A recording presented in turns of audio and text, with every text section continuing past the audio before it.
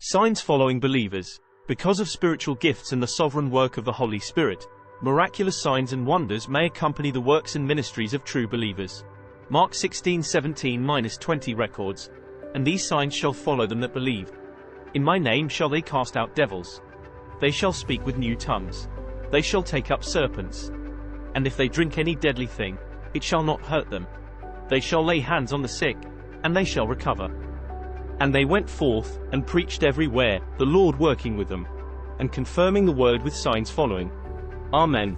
While Jesus identified for his apostles what may follow in the lives of those who believe, the import of this text, when balanced against other salvation scriptures such as Romans 10:8-13, does not allow for these to occur, whether simultaneously or one by one, in every instance of salvation.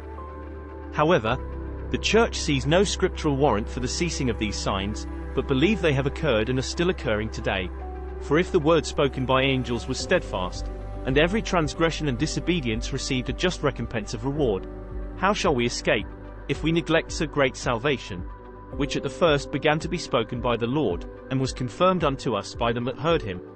God also bearing them witness, with signs and wonders, and with divers miraculous, and gifts of the holy, according to his own will.